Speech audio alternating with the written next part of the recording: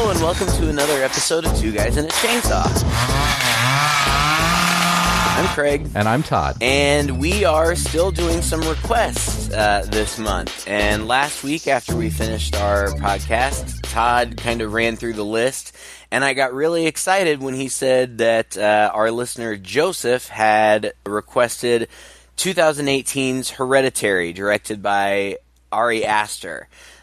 Because I had seen it fairly recently. There was quite a bit of buzz about it, at least here in the States there was. And I had seen it, and I really enjoyed it. So I was looking forward to talking about it. Todd, did you know anything about this going in? I mean, I had heard of it, just like you. Well, I hadn't seen it going into it, but I had heard of it, and I had been seeing, all of the press that was saying that this is one of those really unique horror films that doesn't come along very often, like we've been getting, lately with Get Out and Babadook a few years back, and It Follows, and I figured this would be kind of in that same vein of a horror movie that takes a bit of a different approach to the horror, and I wasn't disappointed at all in that respect. In fact, I wasn't disappointed in the movie at all. I thought it was quite good. Good. Yeah, me too. I don't know how different I would say it is. I just think that it's really well made. It has shades of movies like The Omen and Rosemary's Baby, but kind of like those movies, it's at least as much, if not more, of a family drama than it is a horror movie. I mean, there are certainly horror elements in the movie, but a lot of it just is about this family and how they deal with tragedy and trauma, particularly the mother of the family. Her name is Annie, and she's played by Toni Collette, who I am a huge fan of. I just think that she's an amazing actress, period. She does comedy amazingly well. She sings, she does television, she does film, she's done horror. She's an Australian actress, and she started out there doing some comedy, and then I think her big break in the States. I mean, the films that she did outside of the States did well here as well, but I feel like one of her first big movies was The Sixth Sense. She was great in that, and I just think that she does a brilliant job in this movie. In fact, I was really thinking that maybe she would get some awards buzz for her acting in this film, and she didn't. Oh, what a shame. I don't know if it's because of horror genre films don't typically get a lot of love when it comes to awards and recognition, but oh man, she just gives a performance in this film that just blows me away. I was talking about it last night, and I said just the energy that it would take to play her character in this movie. I can't even imagine mustering that kind of frenetic, frantic energy. She blows me away. Yeah, I thought it was, in some ways, I was also getting shades of the Babadook in there, where, again, it almost seems to be more of a family drama. Well, half family drama, half horror. But the woman in there, it's just so raw, her emotion and her feeling and her breakdown, and you just see it just like here, too. Like you say, I don't know, as an actor, if I'd be able to muster that kind of strength for take after take and just conjure it up like she clearly can do. And I read that she didn't even really want to do any more horror, but it was after reading the script that convinced her, okay, I'll do this one. And I'm sure she's pretty glad she did. Yeah, I can only imagine. And it's a really good script. I'm blown away by the fact that this is this director's first feature film because it's so well done. Yeah. At least from my very amateur perspective, it seems so well done. I mean, the cinematography is just beautiful. The suspense is right on point. The score is really, really cool. It just seems like every element was so carefully considered, and it really comes together to make what I think is really a really frightening film.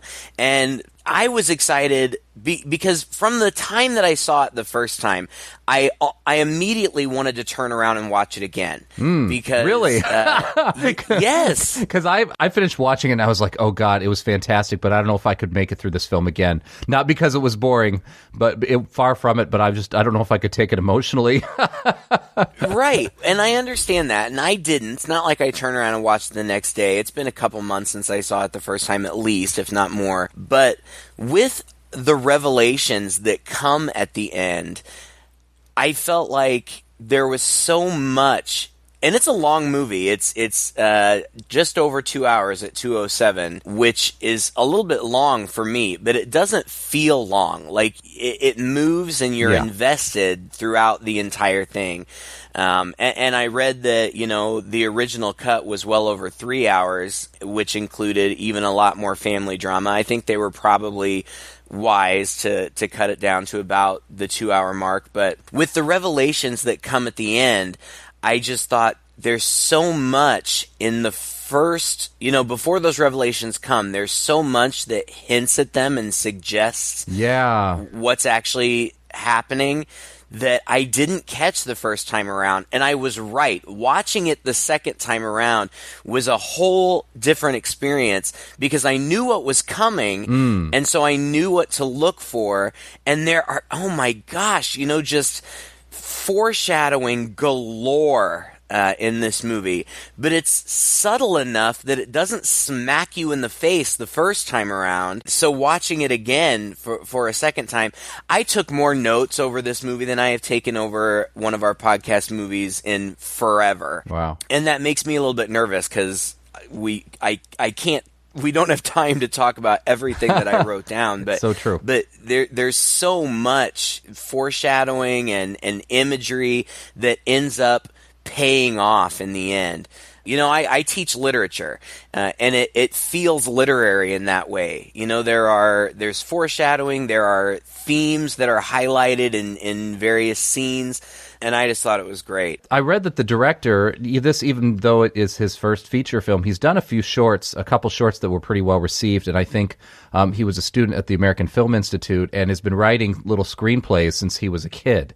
And said that he has like 10 screenplays already that he really wants done. And even to prepare for writing this movie, before he even wrote it, he sat down and wrote detailed biographies and backstories for every single one of the characters before he ever sat down to write the story out.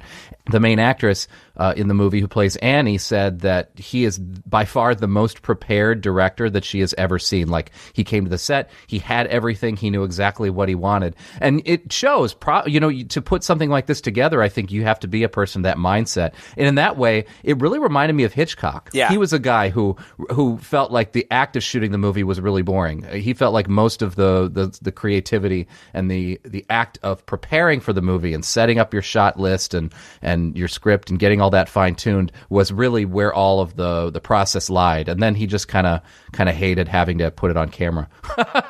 Well, I can definitely see that Hitchcock influence. I don't know if he was directly inspired, but whether or not, I mean, you can see it because there is such intricacy of detail, which Hitchcock was, kind of known for. The movie is the story of this family. Okay, so there's the mom and the dad. There's Steve, who's played by Gabriel Byrne, who is just an amazing actor. He's been in a bazillion things for decades. Annie, played by Toni Collette, who I've already gushed about. Peter is she's the wife. Peter is the son. I think that he's probably supposed to be about 17. He's played by a kid named Alex Wolff, who I haven't seen in anything else, but he does a really good job in the movie. And then the younger sister, Charlie, who is played by a relative newcomer. I know that she's continued to work after this, but this was her first feature film. Her name's Millie Shapiro.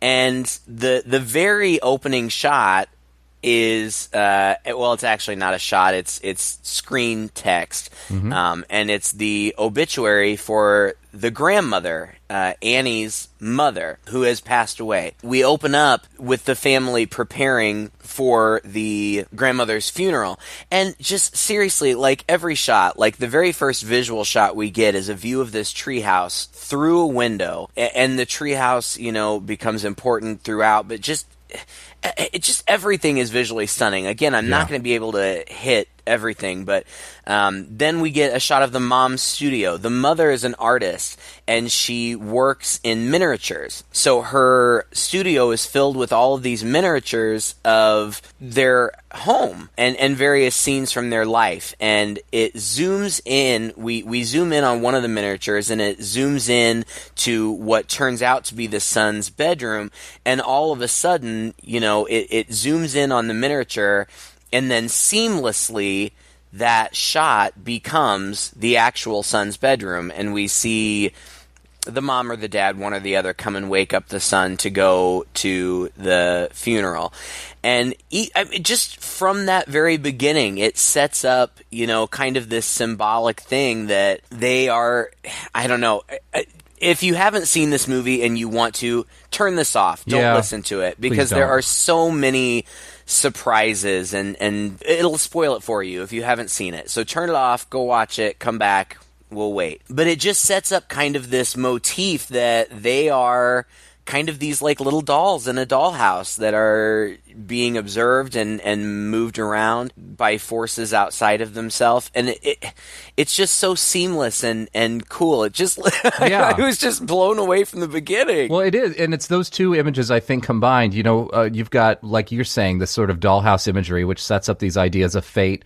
How much control do we really have, or who is really manipulating us? They're even played like A Doll's House. There are a lot of these family drama type plays that are set up like that. Shoot, you watch a play, and it's really like watching a tableau, right? Right. Wes Anderson, who really makes this his style, where it seems like every shot in his movies is shot directly through a fourth wall that's looking in on some very precisely arranged tableau. Yes. This guy does this throughout the whole movie. In fact, I think the whole thing was built on sound stages so that they could pull out far enough to get that impression. And he moves through the rooms. He slides up and down through the rooms like that. There are times when a shot opens and you could swear you're looking at a miniature until somebody starts moving around. Even some of the exterior shots, I would swear, are miniatures trying to pass off as outdoor shots, and I think that's deliberate. He's trying to create that constant connection through the whole movie. So you've got that aspect of it, but then even just opening up with all that text on the screen in a column, right, of an obituary, and it didn't look like it was cut out of a paper. It's just white text on the black screen.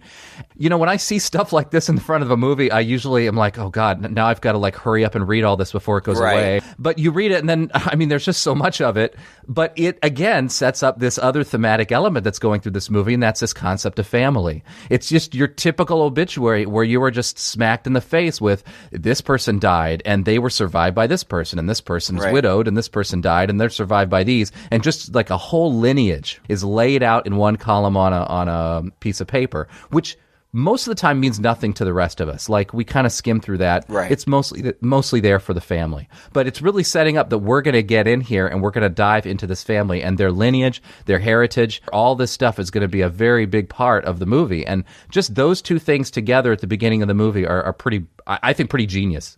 Yeah. I feel like you kind of have to see it more than once to kind of catch some of these things. And not really. I remember the first time that I watched it thinking that, there were things that set off triggers in my mind, like, oh, that's interesting. Like, they're at the grandmother's funeral, and Annie speaks, the grandmother's daughter speaks, and she says, it's nice to see lots of strange new faces here today. So, it's a bunch of people that she's unfamiliar with. My mother was a very secretive and private woman.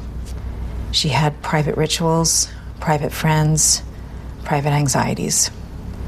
It honestly feels like a betrayal just to be standing here talking about her. It's so small and so, you just don't even think about it. Toni Collette plays it so well. Like, she's clearly upset. She's clearly nervous. This is her mother's funeral. And so it could be so insignificant, but it ends up, there's a reason why it's strangers there for her. But at the same sense, though, it's also showing us how the family has really mixed feelings about their grandmother and her death. She's kind of admitting some harsh truths when she's talking to people, but she's doing it in that semi-polite way at a funeral where you can't really say anything bad, but it would be silly it'd be silly to sit up there and pretend, that she was this great, wonderful person that they all got along with. And so she nails that pretty well. The writing is good, the delivery is good.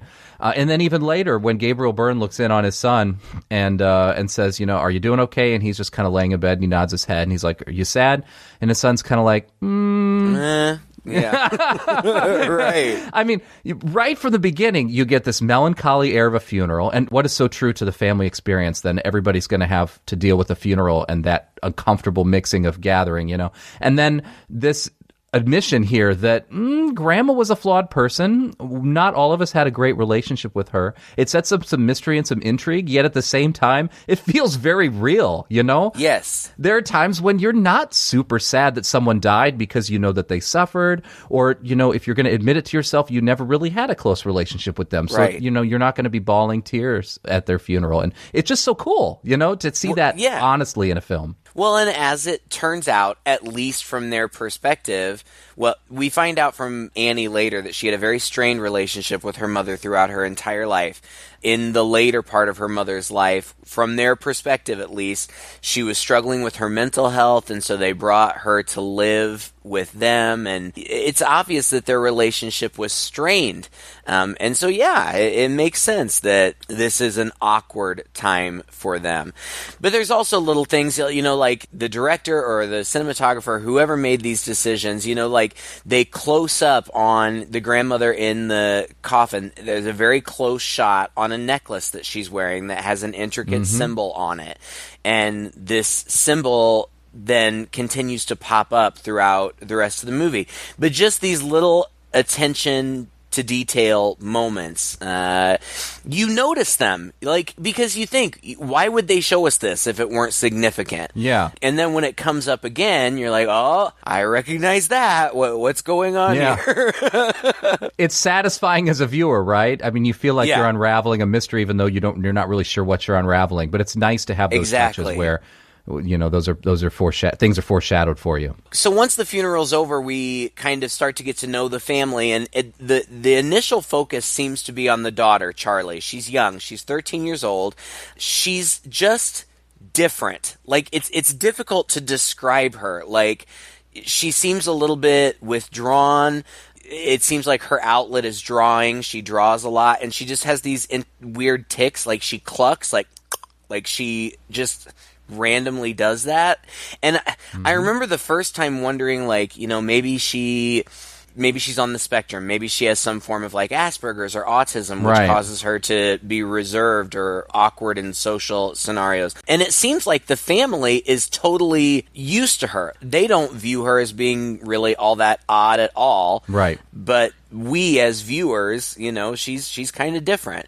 And they make a big deal out of pointing out that she's allergic to nuts, because that comes up later. And she makes these weird sculptures, which ultimately is kind of weird, but she's a kid, and she's kind of a weird, reserved kid, and she takes things and puts them together into these weird sculptures, and she's just kind of an odd duck, or at least that's the way that she's painted in the early part of the movie. Well, and her mom does that too, right? She's an artist, and she kind of puts together these not so weird, very realistic. I thought it was actually a very interesting contrast. At first I was thinking, wow, this little girl kind of grew up trying to emulate her mother, or maybe she's gotten a little bit of that artistic bent to her, but she's either not old enough yet or sophisticated enough yet, or maybe her mind is just in a completely different place that she goes this other direction with it. It just felt very real that this girl could still be this woman's daughter. Sure. Oh, absolutely. Charlie seems to be struggling with her grandmother's death, certainly more than her brother. And the mom goes in to talk to her one night, and she says, You know you were her favorite, right? Even when you were a little baby, she wouldn't let me feed you because she needed to feed you. She was like crazy. She wanted me to be a boy. I was a tomboy when I was growing up. I hated dresses and dolls and pink. Who's gonna take care of me? Excuse me, you don't think I'm gonna take care of you? They continue their conversation, but the mom eventually says, you never cried as a baby. Even when you were born, you never cried. They have this little moment together, and it just points out that this girl has always been kind of different, which seems very innocent and not really all that strange at all. Kids can be weird. That's not unusual at all. But when you finally know what's going on in the end, it all just comes together. And then throughout, I'm not going to point them all out, but throughout the movie at different points, and this is the first time, we see weird words scrawled on the wall. It's like satiny, like Satony, is written like in the wallpaper.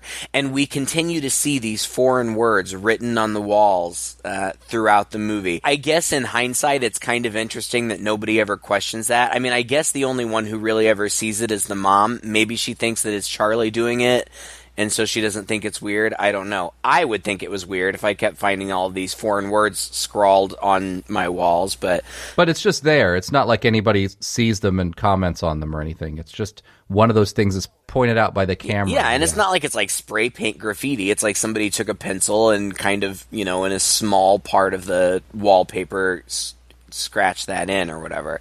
The mom goes and looks through her mom's stuff, and she finds a book that is titled Notes on Spirituality, and she finds a note in it that says, "Dear Annie, forgive me all the things I couldn't tell you." And then it says other things, and it ends with, "Our sacrifice will pale next to the rewards." And she closes the book and she puts it away and she turns off the light and she sees the grandmother lurking in the shadows of the room. And we do too. And it's clearly her. Like, it's not like it's just a suggestion. Like, it's certainly dark. Like, it's hard to see. But it looks like an apparition. Of course, when she turns the lights on, there's nothing there. So she just thinks that she's imagining things. But that's another thing that I love about this movie. There are suggestions that Toni Collette has struggled with her mental health in the past. And so now that all these weird things are going on and she's kind of struggling with things again, it's always in the back, it seems, of everybody's mind that maybe she's just losing it. Yeah. And I think that is supposed to be in the back of our minds as the viewer too. Is what's happening to her, is it external or is she just losing it? Because it easily could go either way. Yeah, it can, and that's in the way it's presented, and it's also the way the plot unfolds, because, there are a lot of the things that happen to her and even to the other characters happen away from each other. They're private moments. And so you can put yourself in the other character's frame of mind when somebody comes to you and says, "Hey, this just happened to me," or they come to you frantic because they had some experience. Well, we know that we've all gone through a difficult time. We're going to be seeing things. We're going to have trouble processing. Mom has a sleepwalking problem. I mean, and these little nuggets of information get added slowly through the movie. So just when you're thinking, oh, maybe it's a ghost, then you find out, oh, by the way, Mom also has a sleepwalking problem. And there was this horrifying incident that happened earlier where she woke up and she had doused her son in his bed with like paint thinner and was about to light him and herself on fire, Right. And it's like, whoa, okay. It draws you back into questioning, and that's really interesting. And the way that we even get to that point is she goes to grief counseling for her mother's death. Yes. And as she's sitting there, she gives this long monologue of her family history. And first of all, the performance is fantastic. Yes. The camera, if I'm not mistaken, doesn't cut away one bit. And she just pours this out just like a battered, damaged person who's going through grief would do, awkwardly in front of all these strangers. And what she's doing is almost it's like the other side of the obituary, right? At the beginning of the movie, we get all the facts about the family. Here, we're getting all of the skeletons in the closet. And she starts telling that so-and-so had mental problems. Her mother was diagnosed with mental problems. Her uncle killed himself. No, it was her brother. And it's important. Like, she reveals such detail. Yeah. And in the moment, it just seems like dark family history. Well, first of all, she says that she's been to grief counseling before, and she says, well, actually, I was forced to come. So, obviously there's some history there. Yeah. And she says that her father died of starvation because he had psychotic depression.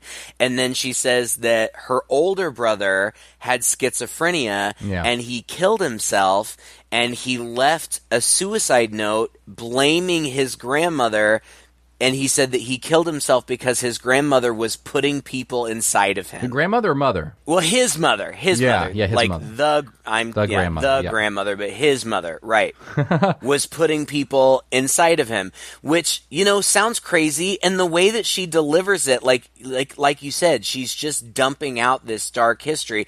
And in fact, she's trying to defend her mother, She feels guilty that they haven't had a better relationship. And she says, my mother had a horrible life. Here are the things that happened to her. And her son killed himself and blamed her. And it all sounds very tragic and sad. And it makes you kind of understand why she might not be the most mentally stable. But those details end up being so significant. Yeah. But he does such a good job.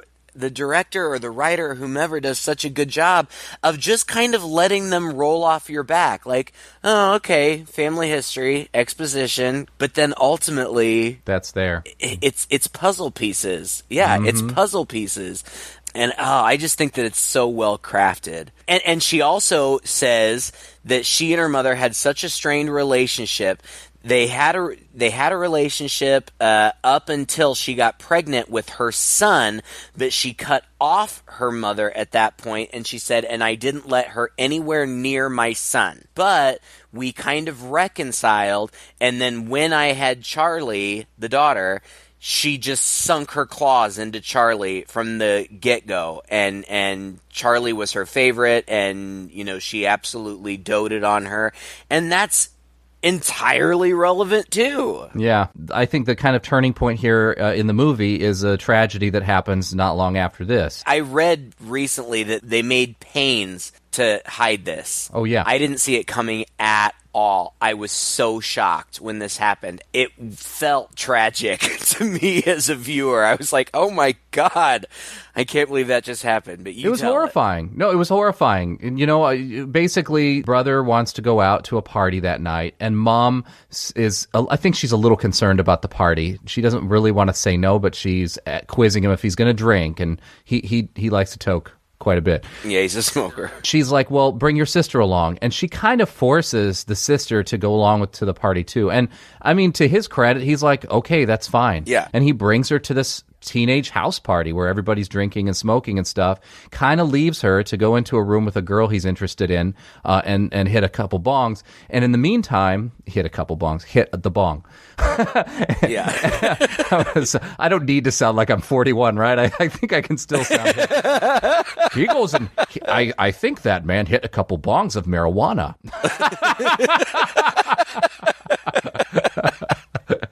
They're marijuana smokers. So anyway, yes. No, he goes to hit the bong in the room, and the sister ends up eating some cake that has nuts in it, and she runs in, and she's having this episode. And so he grabs her, runs into the car, and starts speeding down the road, trying to get her to the hospital.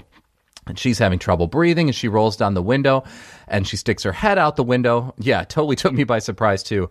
There's like a dead deer in the middle of the road, which is also significant. It's already there. Yeah. And he has to hit the brakes while his sister's head is sticking out the window.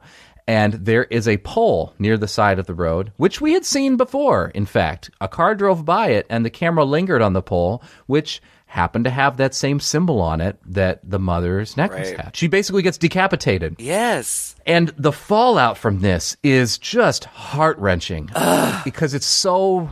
They don't let up on... I mean, they force you to go through the tragedy along with these characters. I know. We get this really long shot of this kid behind the wheel just sitting there. He hasn't turned around, but he knows exactly what's happened, and tears are welling up in his eyes, and he's got to make some decision.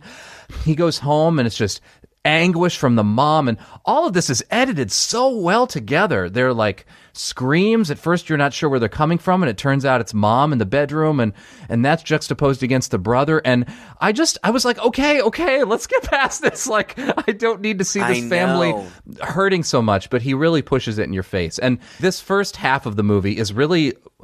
with a little creep, with some, all of this foreshadowing sprinkled in, is really a family drama. Yeah. It's so funny. I'm watching it and I'm thinking of The Ice Storm. I don't know if you've ever seen that, an Ang Lee movie. A long time And then I ago. went to the IMDb page and read through, a lot of trivia there, and the director cited The Ice Storm as one of his inspirations for the movie. So I thought, oh yeah, that clearly came through. And that's similar. There's a traffic accident and a whole family has to go suddenly deal with this tragedy, and you're really up close and personal with them. And that was nice. Again, a little bit like the Babadook as well, where you're sort of forced to deal with this poor woman who's got to handle this kid who's really a handful, Yeah. Oh, but it wasn't pleasant. No, oh my gosh. And like the director does a lot with close-ups. After the young girl is decapitated, it's just a close-up on the brother's face, and like he's clearly in shock, like he doesn't know what to do, and so he just goes home and goes to bed, with the sister's body in the back seat. And the next morning, he hears his parents wake up, and he hears his mom say, "Oh, I'm just going to run into town for a minute," or whatever. But it just stays on his face until you start to hear Toni Collette shrieking. Like, it's just the most anguished shrieking. And then she just continues. You see a scene of her just on the floor, writhing on the floor, and her husband trying to console her, and her saying, "I can't do it. I just wish I was dead." And screaming and screaming. And then at the funeral, she's still just unconsolable. And I can't imagine the emotional gravity that it would take to portray that. But oh boy, is it effective. It made this movie so hard to watch, Craig. We're going to have to watch some stupid, hilarious, dumbass 80s horror film next week, because I know. I can't take much more of this kind of stuff 2 weeks in a row. It just really gets to you after. I mean, the whole movie lingers with you, long, at least for me. It lingered with me long after I finished watching it, and it wasn't a pleasant feeling. Right. It is. It's tough to watch, but it's so well done. And so then the next 10 minutes really just kind of deal with them dealing with their grief. And the mom is kind of a mess, and the boy is at school and he can't focus, and he's a mess. The mom eventually goes back to the grief counseling, but she can't bring herself to go in. She's in the parking lot, and she goes to leave, but somebody flags her down, and it's this woman, and she says, I saw you here the last time you were here. Are you okay?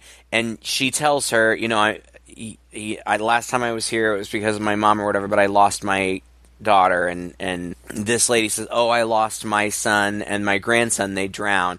And she gives her phone number. And then weird things start happening, like Peter will be laying in bed and he'll hear those clucks that Charlie used to do, like in the night, and it scares him. Someone very ominously slides a flyer into their mail slot for this like public seance, and eventually Annie she calls Joan, the woman who gave her the number, and she goes to visit her, and she notices her welcome mat, and she says, "Oh, I notice your welcome mat. My mother used to embroider ones just like that." Hello. Like, major foreshadowing. Yeah. Just little tiny things, like she's drinking tea at Joan's house, and she picks something off of her lip, like there's something in her tea. Like, I have no idea what it was supposed to be.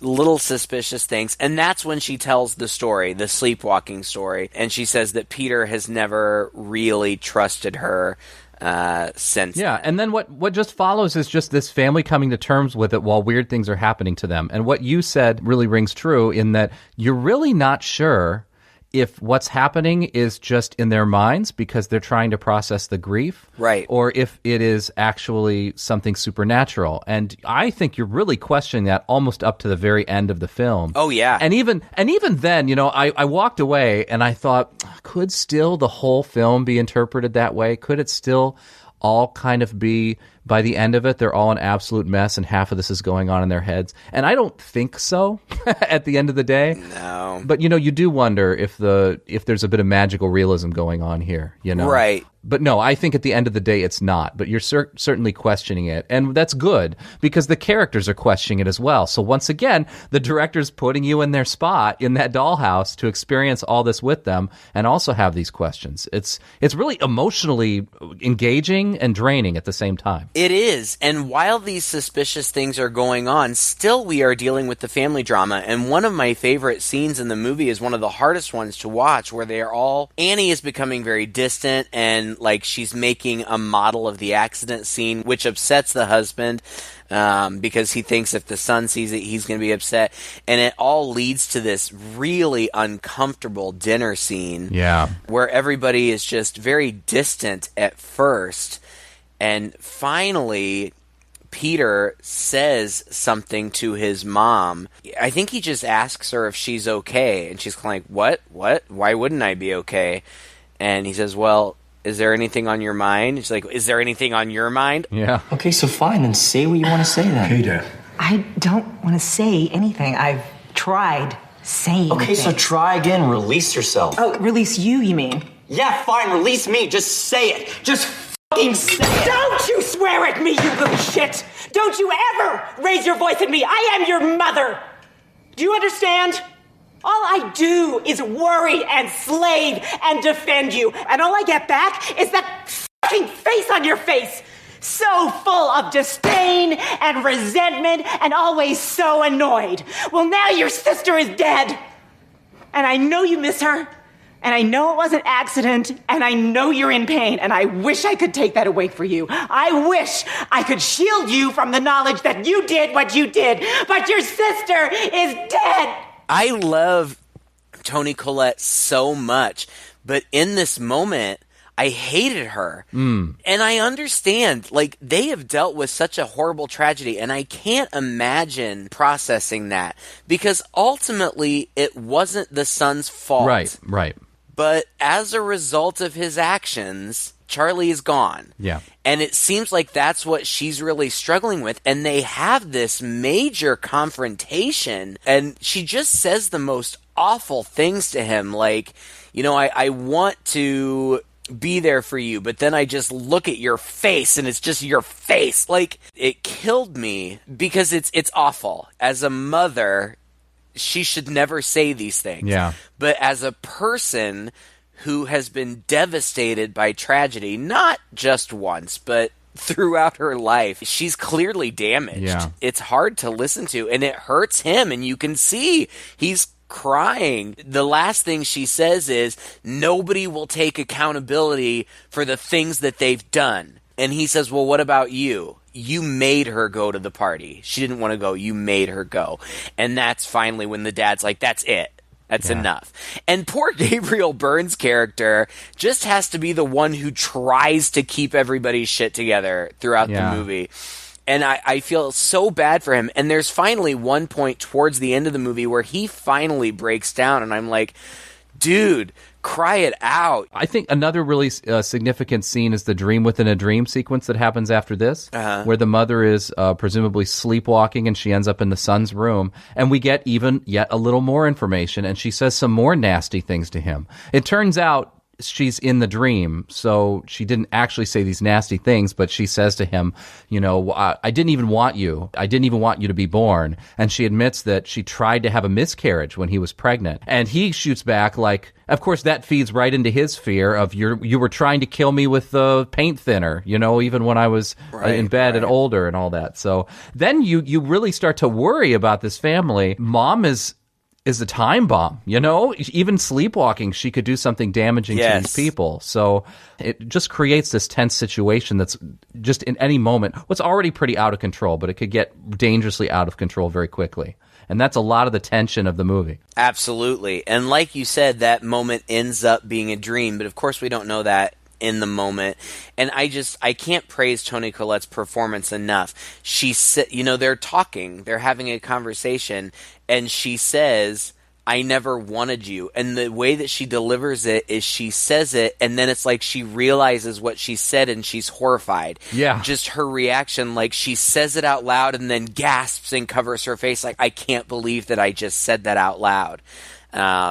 And then she continues to go on to try to explain, which just makes things even worse. Right around that time, she goes to visit Joan. Actually, she bumps into Joan in a parking lot. Yeah. Joan is all ecstatic, and she's like, oh my gosh, I just had this amazing experience. I went to this public seance, and she's like, I know what you're thinking. I know it sounds crazy, and that's what I thought too, but there were all kinds of people there, doctors, scientists, and by the time we left, everybody was convinced, and I spoke to the medium after, and she came back to my house, and you just have to come with me. You have to come with me. I have to show you something. And so she takes her back to her house, and she says, now I know you're going to think this is crazy, but this medium helped me contact my dead grandson. And she says, I can show you. And she does. She does this seance where it's kind of a Ouija board thing, except they use a drinking glass, and it works, like the glass moves, and Toni Collette clearly feels things going on around her, and her reactions, again, Toni Collette's reactions in this moment are just amazing. And eventually Toni Collette gets freaked out and says, I have to go.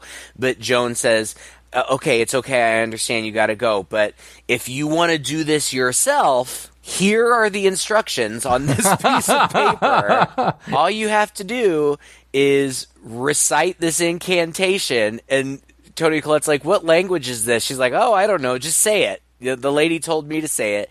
And she's like, and you have to make sure that everybody in your family is in the house when it happens.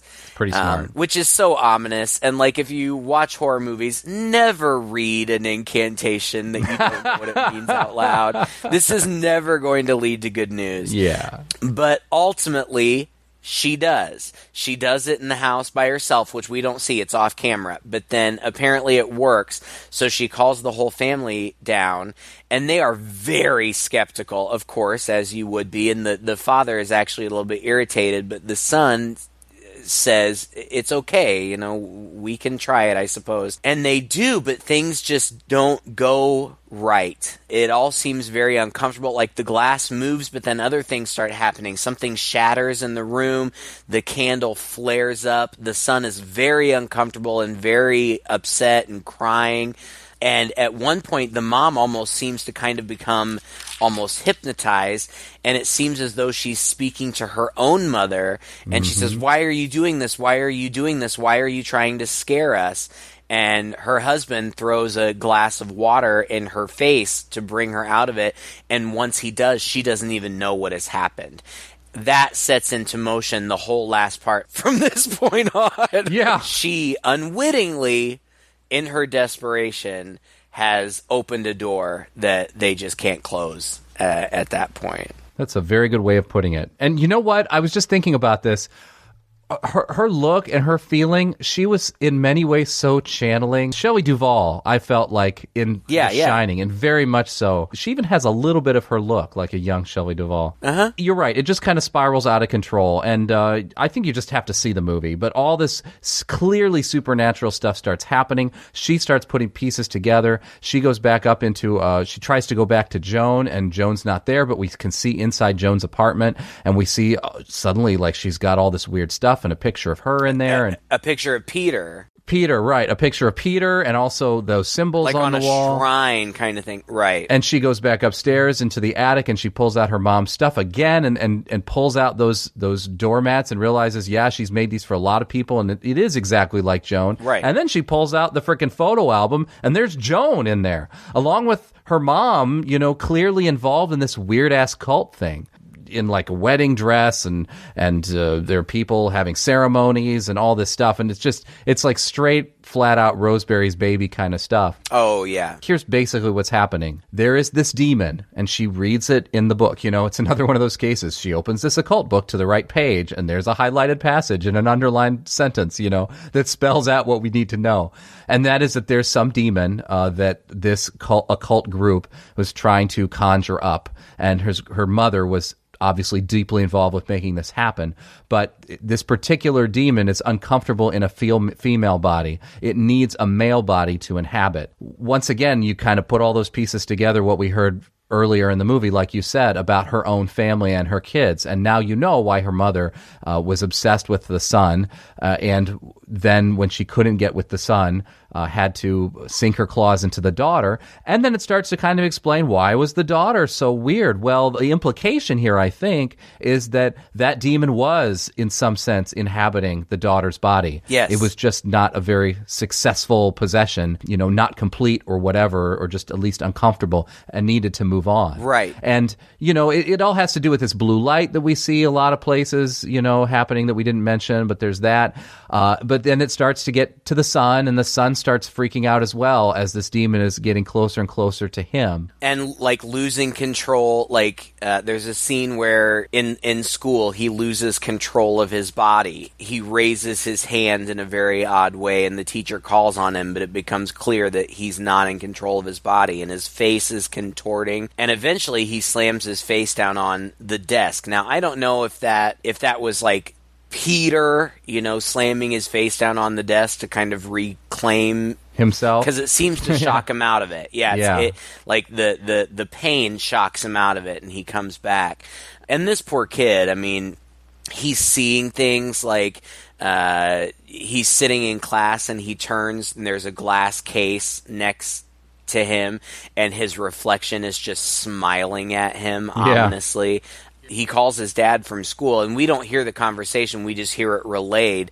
But the dad tells the mom that he feels that Peter feels like some sort of spirit is trying to take over his body, which, again, all falls into place because that's why Annie's brother killed himself. He killed himself because he was supposedly schizophrenic, and he blamed the grandmother for trying to put people inside him. Yep. Right. There's all the supernatural stuff happening with Annie's book, and drawings of the son are showing up in there with the eyes X'd out, and this is freaking out the mom. And so mom isn't, this is the thing. It's not like mom is becoming overtaken with part of this plot to also possess her son. She's starting to get a sense of what's going on, and so she's trying to protect him, Yes. but all of her efforts to protect him are backfiring. And she goes up to the attic, and this is another case of where something that was planted early on. The husband had gotten a phone call from the cemetery saying that the grave had been desecrated, and he just doesn't tell the rest of the family. Right. Later on, that happened, and it turns out that the mother's body had been dug up by somebody, decapitated, and put up in their attic all this time. Mm-hmm. And when the mother goes up there and finds it, she's like, oh my God, and she just flips out. And the husband comes home, and he's flipping out because she's flipping out. He is like, you are insane. This is crazy. And Gabriel Byrne just plays this so well, He does such a good job of the guy who's really trying to hold it together. He's really trying to be that reassuring rock for his wife. But the more and more she goes on, finally he kind of reluctantly decides, I've got to put my foot down. Yeah. We can't let this go on. She wants him to burn this book, and she cannot successfully burn this book because when she tries to do it, every place the book gets set on fire, her own clothes get set on fire. So she's like, you've got to do it, which is a big mistake. Yep. She tosses the book into the fire at the end of their big argument, and he just bursts into flames, and he's out. And then she's just bonkers from here on out, and the son comes home and finds Oh my gosh. And again, there's a moment where, when she sees him burst into flame, she opens her mouth in a silent scream, and then in an instant, her facial expression changes. Yeah. And you just see that that's it. Well, she just broke. I just watched it happen. And then things get totally crazy. Peter is home this whole time, but I guess that he was sedated after he knocked himself in the face because they had to carry him in the house. Yeah. So I guess he was sedated, but he wakes up and he goes downstairs. And even before he goes downstairs, when he wakes up, he kind of hears something in his room. And he doesn't see it, but we do. His mom is crawling around on the walls behind him. Literally. Yeah. All of a sudden, it's crazy. And I have to think the only way that I can interpret that is that now she is in some way completely overtaken by whatever force is causing all this to happen. I think what happened was, the spirit was kind of in the book or somehow connected to the book. And so when she tosses that book in the fire, it jumps out of there because there is a flash of that blue light when her expression suddenly changes. But of course, we know it can't be in a female body forever. So now he is using her and her broken mind as kind of the agency in which to execute the rest of the plans. Well, and it said the book that talked about it's King Payman is this demon or god or whatever it is, and it says that it will inhabit the most vulnerable person available. That's right. And I can only imagine in that moment that she was the most vulnerable.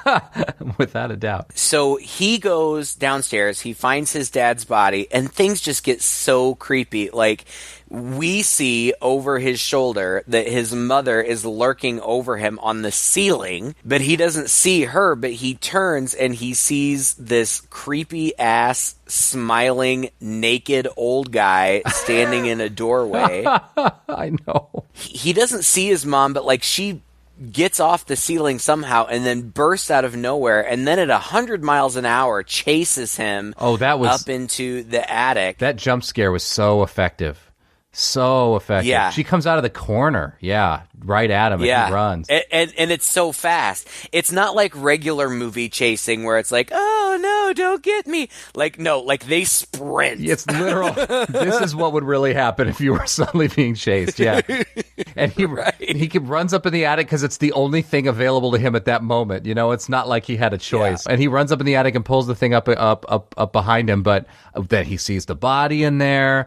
And then suddenly, without really good explanation, the mom is again hanging from the ceiling, but she has a piano wire. Floating. And floating. And she is very deliberately and robotically starting to saw off her own head. Whew. At first, I thought she was stabbing herself. And the naked people are up there. The naked people are up there, yeah. I applaud when nudity is not made a big deal of. It's not sexual. It's not. It's creepy and weird, but it's just straight up naked people. They got to be naked for the ceremony or something. Oh, it's just like there's another possession movie like this that came out in the 70s that did exactly the same thing. It was kind of a Rosemary's Baby-esque movie. I can't remember the name of it, but it was a similar deal where all these naked people were standing around being creepy. He pulled this directly off of some earlier films. Sure.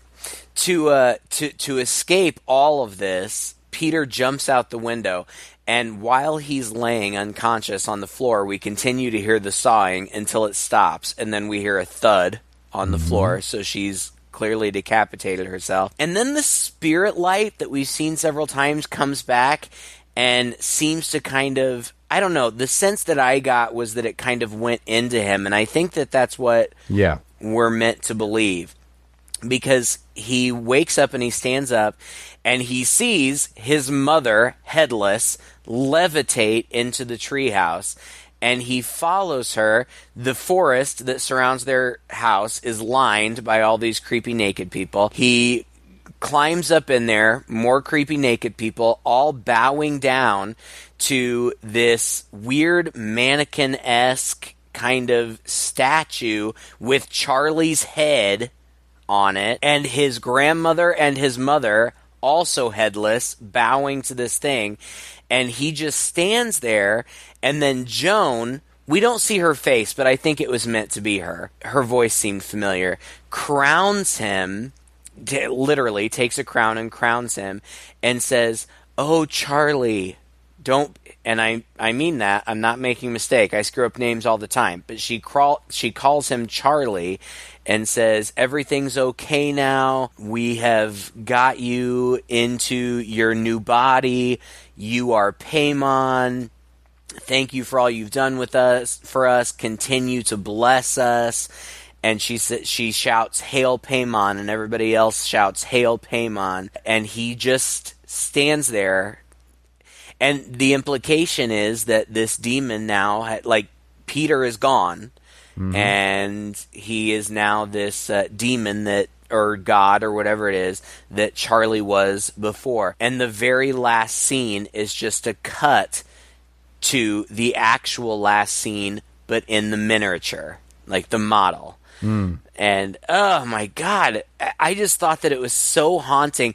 And it's one of those movies where the bad guys win. Yeah. And it can be frustrating in some situations, but in this, it's almost, I don't want to say satisfying because I feel bad. I liked these people. I was rooting for them, but it felt right that they lost. You know, they were being manipulated from the beginning. There was even when Peter was in school, the lessons that he was listening to were all about Greek tragedy and fate. Yeah. And it talks about, like, is it more tragic if the tragic hero has a choice or if he was just fated to fall? And in this case, it seems like the suggestion is that this was, you know, they were doomed from the beginning. They were just these pieces being moved around. And this was how things were destined to happen. And it is tragic and it is sad, but it seems like the most appropriate ending. I can't think of an ending that would have been more appropriate. No, I completely agree with you. And it's also in line with this genre of film, you know, these Satan worshiper genre. I mean, if you look at them most of the time in the horror genre, they get it. You know, it's like Rosemary's Baby, for example. Oh, the Antichrist is here now. We were succeeded in our plot. And yes, it was a plot all along. Ha, ha, ha, ha, ha. You know, and that's right. The thing.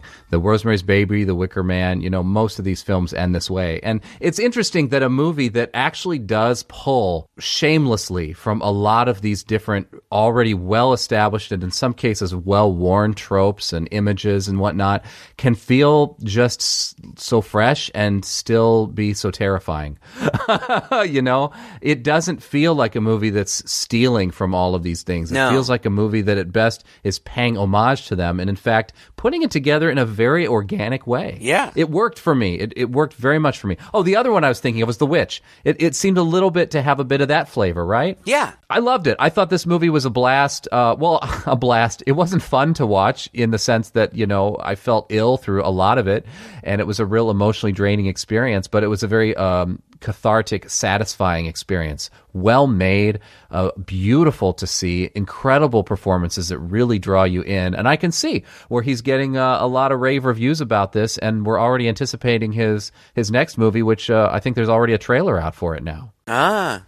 Yeah, well, I look forward to it because I thought this movie was fantastic. You know, I think I would go so far as to say that this was probably the best horror movie of 2018. I just thought that it was I just thought it was brilliant. Everything about it.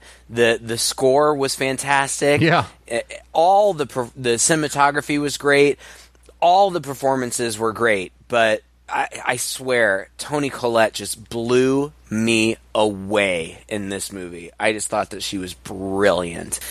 All right, well, thank you very much for listening to another episode. Thank you, Joseph, for recommending this movie. This is the most fun that I've had watching and talking about one of these movies for a while. We're going to continue to do some more requests for the next couple of weeks. And if you have requests, go ahead and send them in. We can't guarantee that we'll get to them this time around, but we really enjoy looking at and talking about movies that you all are interested in, and we will get around to them eventually, so let us know. If you enjoyed this episode, you can find us all over the place. I listen to us on Google Play, but we're also on iTunes, Stitcher.